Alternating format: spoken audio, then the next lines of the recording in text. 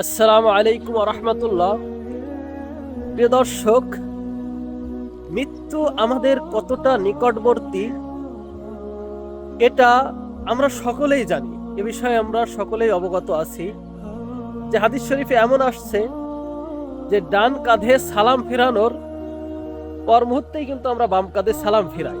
তো আমরা ডান কাঁধ থেকে সালাম ফিরিয়ে বাম কাঁধে সালাম ফেরাতে পারবো কিনা এই গ্যারান্টি আমি এবং আমার ভাই এবং আপনারা সকলে কেউ দিতে পারবেন না। এটা সম্ভব নয়, কখনোই সম্ভব নয়। তো এই গ্যারান্টি যদি আমরা না দিতে পারি, আমরা সেই মানুষ কিভাবে আমরা এই দুনিয়ার মোহে পড়ে অট্টেরিকা গাড়ি বাড়ি সব কিছু করছি ইসলাম ছেড়ে দিয়ে, নামাজ ছেড়ে দিয়ে, আল্লাহর যে বিধান, রাসূলের যে আইন, সে আইন বিধান অমান্য করে আমরা দিনের পর দিন আমরা এভাবে মৃত্যুকে ভুলে গিয়ে এভাবে আমরা দিনের পর দিন চলছি। আসলে আমরা কি চাই? আমাদের উদ্দেশ্য কি? আমরা কি আসলেই জান্নাত চাই, নাকি আমরা শুধু দুনিয়ায় চাই? দেখুন ভাই, আপনাদের উদ্দেশ্যে একটা কথা বলি। এই দুনিয়া ক্ষণস্থায়ী দুনিয়া। এখানে আমরা সীমিত কয়েক দিনের জন্য আমরা এই দুনিয়াতে আসছি নেকি কামাইয়ের উদ্দেশ্যে। দেখুন, আমরা যখন বিদেশে যাই তখন আমাদের একটা উদ্দেশ্য থাকে যে আমরা 2 বছর অথবা 5 বছরের জন্য যাচ্ছি। আমরা সেখানে একটা টাকা, নির্ধারিত একটা অ্যামাউন্টের টাকা আমরা কামাবো, কামানোর পরে দেন আমরা ব্যাক বাড়িতে ফিরে আসবো। আমাদের ওইখানে চিন্তা থাকে যে কিভাবে টাকা উপার্জন করা যায়।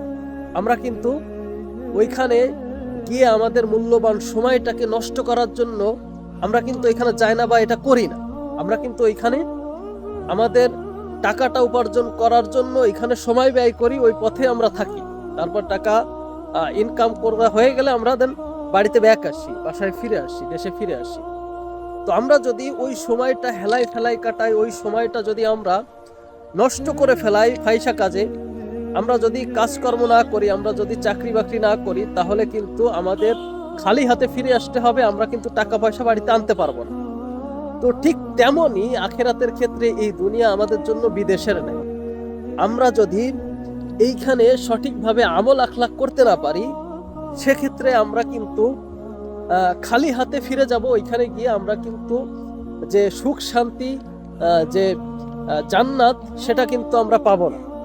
তাই অবশ্যই আমাদের উচিত আমরা সকলেই এই দুনিয়া বিদেশের মতো আমরা যেমন বাইরে গিয়ে টাকা পয়সা কামায় সঠিক সময়ে টাকা পয়সা নিয়ে ফিরে এসে দেশে সুখ শান্তিতে সময় ব্যয় করতে থাকি, ঠিক তদরূপ আমাদের উচিত এই দুনিয়ায় আমাদের আমল আখলাকের বাড়ানো, কিভাবে আমল করা যায়, কিভাবে আমাদের নেকি বৃদ্ধি করা যায়, এগুলো আমাদের খোঁজা উচিত।